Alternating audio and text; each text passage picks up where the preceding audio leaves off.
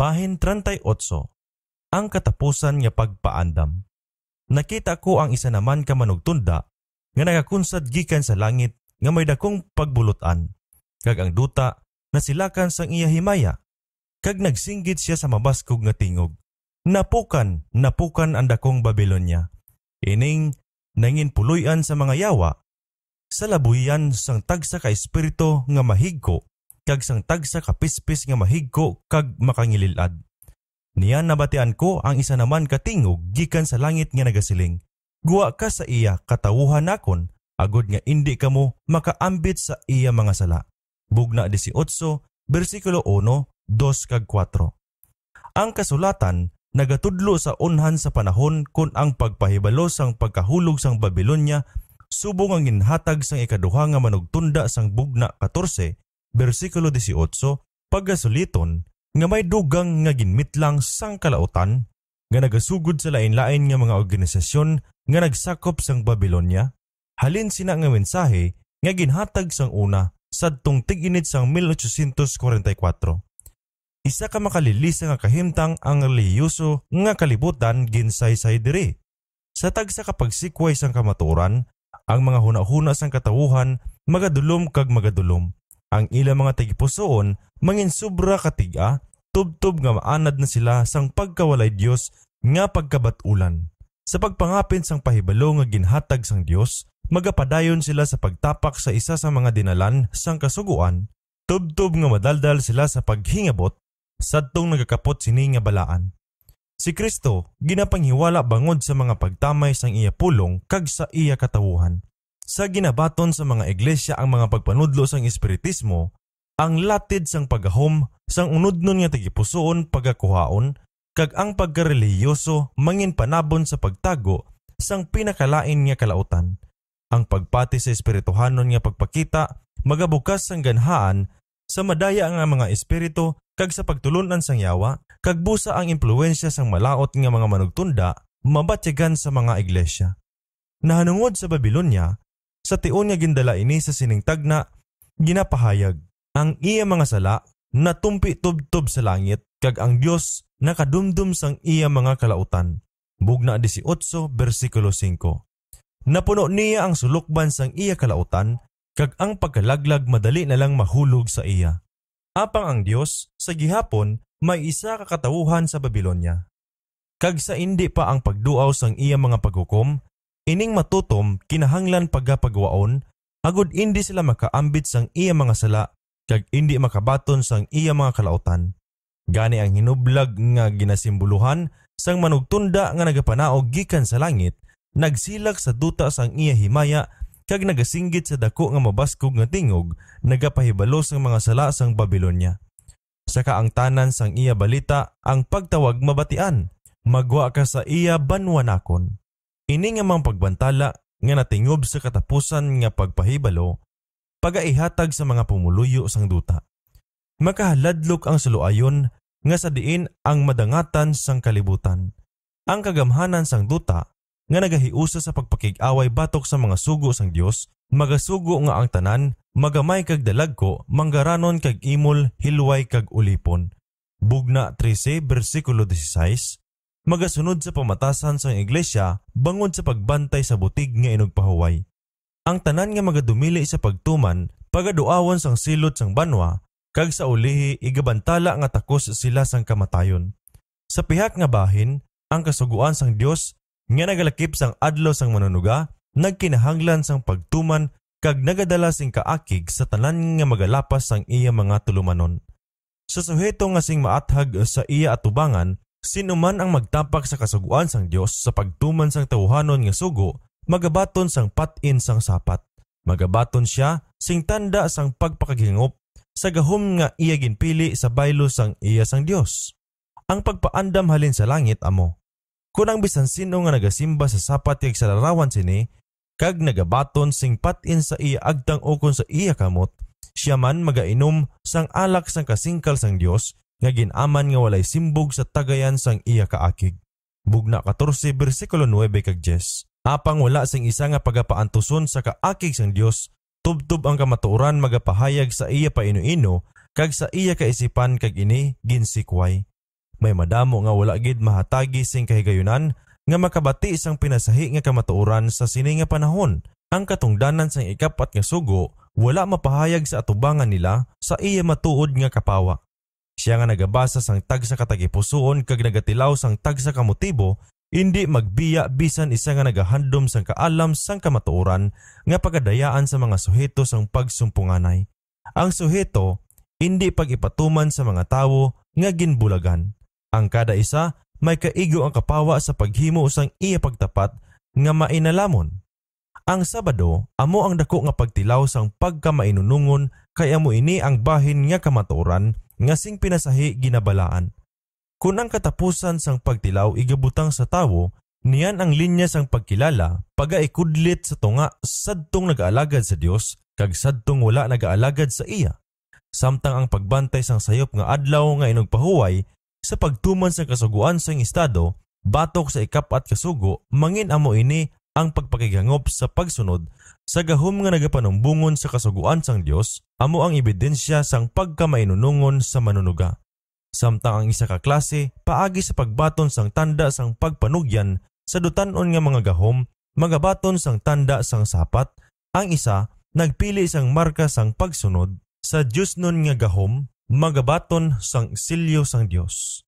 Sugod sadto ang nagapahayag sa mga kamatuoran, ang ikatatlo nga balita sa manugtunda sing masonson ginakabig nga mga manugpamahog. Ang mga pakot-pakot nga mga pagpahimugong sa mga pagtulunan magadaog sa pagpugong sang United States nga ang iglesia kag ang estado magtingob sa paghingabot sadtong mga nagabantay sa mga sugo sang Dios, mapakilala nga wala sing sandigan kag kaladlawan.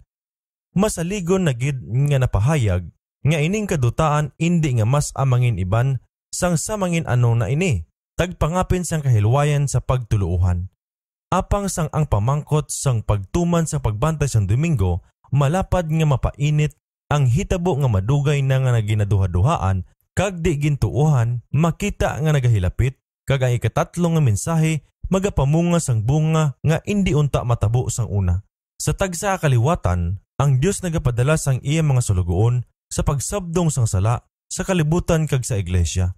Apang ang mga tawo nagahandom sing maayo nga mga butang ang ihambal sa ila kag ang putli kag walay lugom nga kamatuoran indi mabaton. Madamo sa mga reformador sa pagsulod sa ila buluhaton nagtapat sa paggamit sang dalagko nga kadungganan sa pag-atake sa mga sala sang iglesia kag sang pungsod. Nagalaom sila paagi sa ehemplo sang isa ka putli nga kabuhing Kristohanon sa pagdumala sa mga tao balik sa doktrina sang Biblia. Apa ang Espiritu sang Dios nag-abot sa ila subong sang pag-abot niya kay Elias, nagtandog sa iya sa pagsabdong sa mga sala sang isa ka malauton nga hari kag malapason nga katawuhan. Hindi sila makalikaw gikan sa pagwali sang yanong nga mga paghambal sang Biblia, mga doktrina nga nagalang-alang sila sa pagpakilala. Napilitan sila sa pagpahayag sang kamatuoran kag sang katalagman nga nagapahog sang mga kalag. Ang mga pulong nga ginhatag sang Ginoo sa ila ginhambal, walay kahadlok sa mga matabo kag ang katawuhan napilitan sa pagpamati sang paandam. Gani ang mensahe sang ikatatlo nga manugtunda igabantala. Sang ang tion magaabot nga ini igahatag sa pinakadako nga gahom, ang Ginoo magapanghikot paagi sa mga kabus nga mga galamiton nga magatuytoy sa mga panghuna-huna sadtong mga nagpanugyan sang ilang mga kaugalingon sa iya buluhaton. Ang mga manugpangabudlay pagapatakuson bangod sa pagpanghikot sang iya espiritu sa baylo sadtong mga gintutunan sa mga eskwelahan.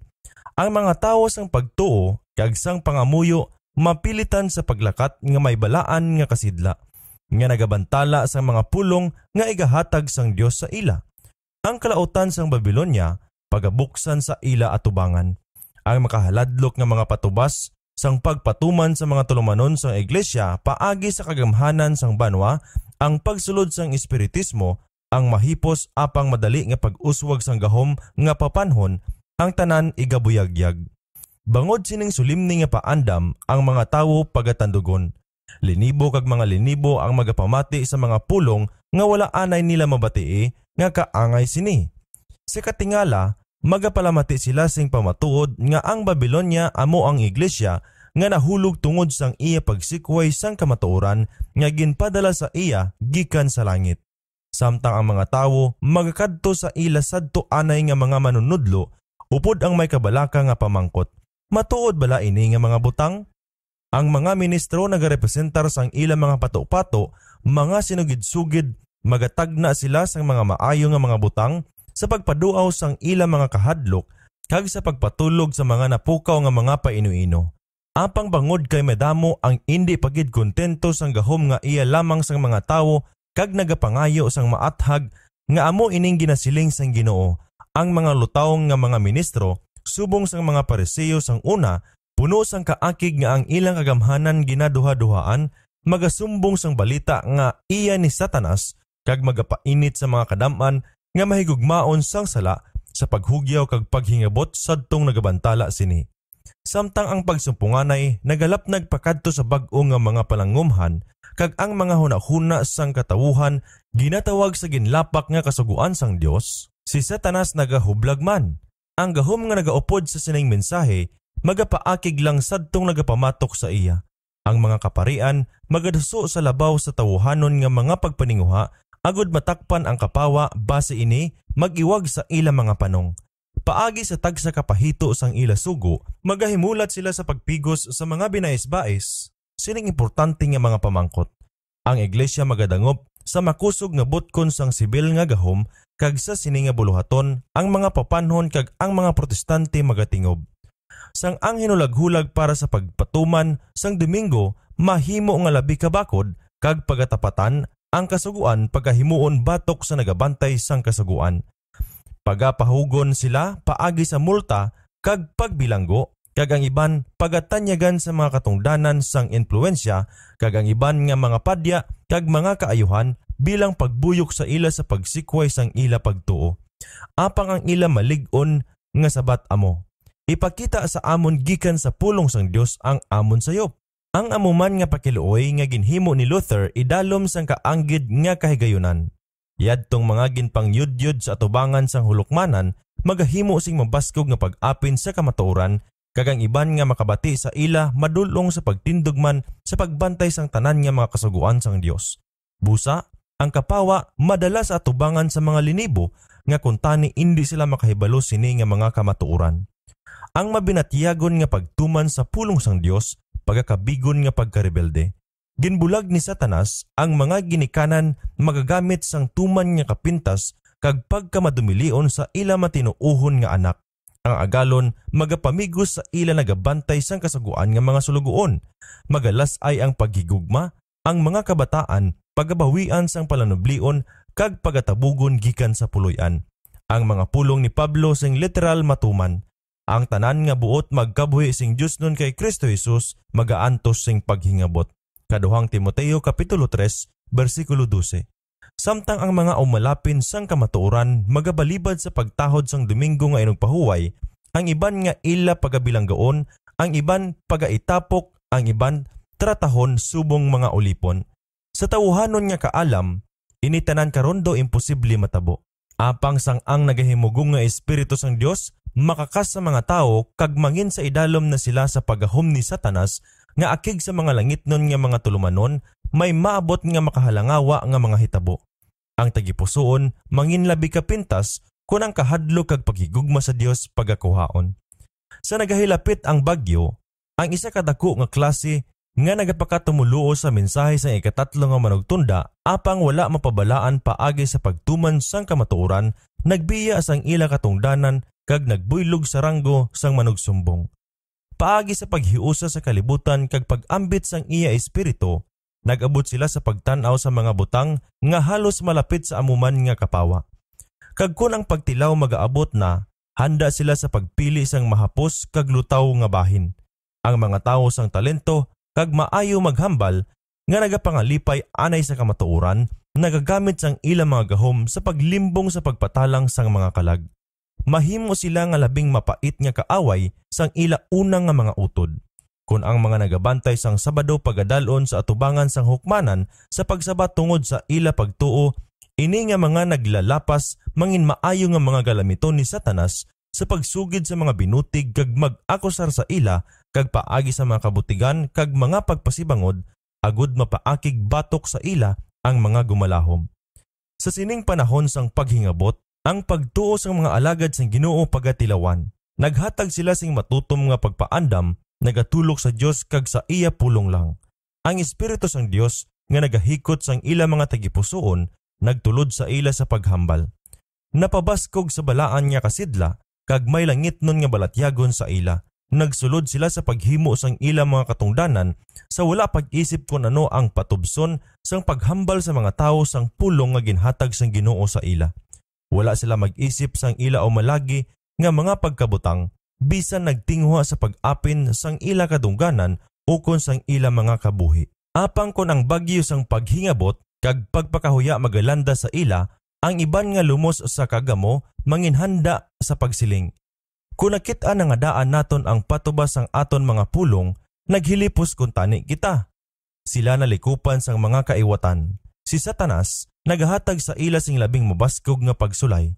Ang buluhaton nga ila nahimo daw sa malayo sa ila kasarang sa paghimo. Ginapahog sila sang kalaglagan. Ang entusiasmo nga nagpasidla sa ila wala na, apang hindi sila makabalik. Niyan sa nagabatyag sila sang ila pagkawala sing mahimo, nagdagop sila sa isa kalabing makusog sa pagpangayo sing kusog.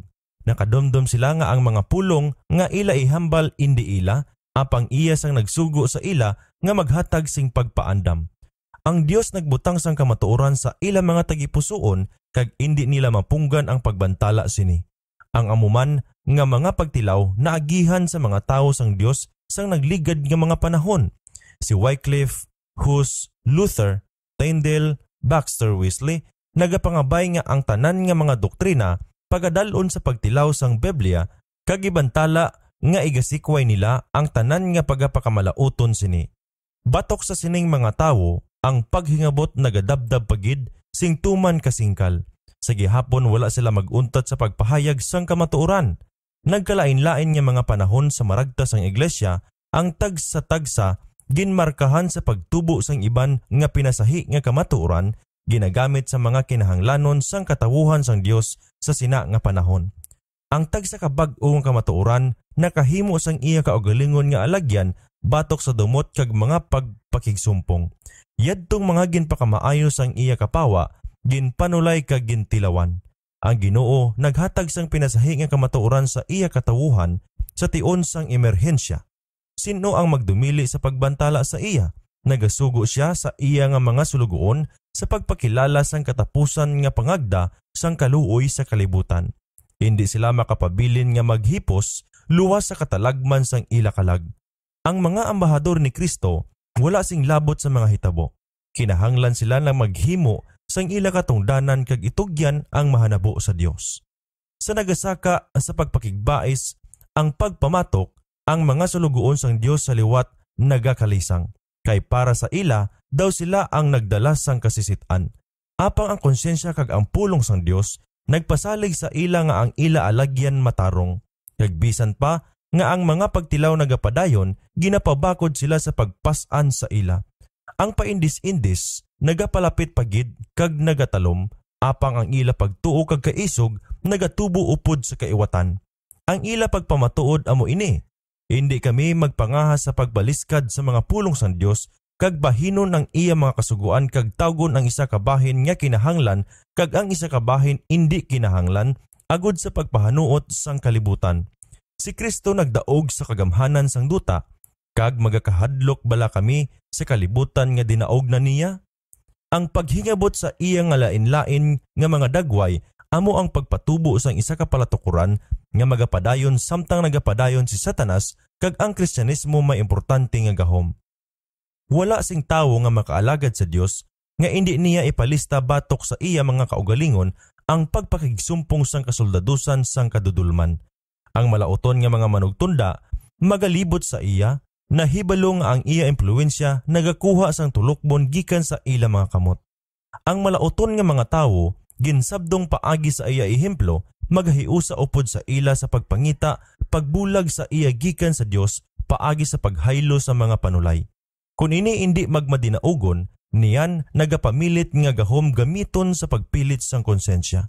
Apang tubtob nga si Kristo magapabilin sa pagpatunga sa tawo sa sanktuaryo sa ibabaw, ang nagapugong nga impluensya sang balaan nga espiritu mabatyagan sa mga pangulo kag mga katawuhan. Nagapugong ini gihapon sang mga kasuguan sang duta. Kun indi tungod sining mga kasuguan, ang kahimtangan sang kalibutan mangin malala pagid sang sakaron. Samtang madamo ang aton mga gumalahom, aktibo nga mga galamito ni Satanas, ang Dios man may mga ahente sa tunga sang nagadumala nga mga tawo sang pungsod. Ang kaaway nagapahito sa iya mga sulugoon sa paghunahuna sang mga talaksan nga magapugong sang dako nga buluhaton sang Dios, apang ang mga gumalahom nga nahadlok sa Ginoo gina-influensya sang balaan nga mga manugtunda sa pagbalabag sini nga mga katuyuan upod ang indi masabat nga mga pagbais. Busa ang pila ka mga tawo magapugong sang pila ka gamhanan nga pagdalagan sang kalautan. Ang pamalabag sa mga kaaway sang kamatuoran pagapunggan nga ang mensahe sa ikatatlo nga manugtunda magahimo sang iya buluhaton. Kung ang katapusan nga pagpaandam pagaihatag na, ini magadakop sang kabalaka sining nagadumala nga mga tawo nga sa diin ang Ginoo subong nagapangabudlay paagi sa ila kag ang iban sa ila magabaton sini kag magatindog upod ang mga katawuhan sang Dios tubtob sa tion sang kagamo. Ang manugtunda nga naghiusa sa pagbantala sang mensahe sang ikatatlo nga manugtunda nga amo ang pagpasanag sang bug-os nga duta sang iya himaya. Ang buluhaton nga malapnag sa bug-os nga kalibutan kag may dako nga gahom ginasaysay diri. Ang buluhaton sa ikaduha nga pagkari sang 1840 tubtob 1844 amo ang mahimayaon nga pagpahayag sang gahom sang Dios. Ang mensahe sang nahauna nga manugtunda nadala sa tag sa kaduog nga ginapahamtangan sang buluhaton misyonero sa kalibutan kag sa iban nga mga kadutaan mayara nga dalagko nga kabalaka sa pagtuluhan nga nakita sa bisan diin nga duta tubtob sa mga adlaw sang reformasyon sang ikanapulo kag 6 ka siglo. Apang ini paggalabawan pagid sang labing dako nga buluhaton sa idalom sang katapusan nga paandam sa ikatatlo nga manugtunda. Ang buluhaton mangin kaangay sadtong sa adlaw sang Pentecostes. Sang ginhatag ang una nga ulan, ang pagbubo sang balaan nga espiritu sa pagbukas sang maayong balita sa pagpatubo sang hamili nga binhi, amo man ang ulihing ulan pagaihatag sa iya mga pagtakop para sa pagluto sang ani. Makilala kita, magsunod kita sa pagkilala sa Ginoo. Ang iya pagwa masaligan subong sang kaagahon. Magaabot siya sa aton subong sang ulan nga ulihi nga nagabunyag sa duta. Hosea 6 versikulo 3. Magkasadya niyan kamo nga mga anak sang Sion kag magkalipay sa Ginoo nga inyo Dios. Kay nagahatag siya sa inyo sang una nga ulan sing nagakaigo, ginapatopa niya sa inyo ang ulan, ang una nga ulan kag ang ulihi nga ulan. Joel 2 versikulo 23. Sa katapusan nga mga adlaw siling sang Dios, igapasagahay ko ang akon espiritu sa tanan nga unod. Kag mahanabo nga ang bisan sino nga magpanawag sa ngalan sang Ginoo maluwas. Binuhatan 2 versikulo 17 kag 21.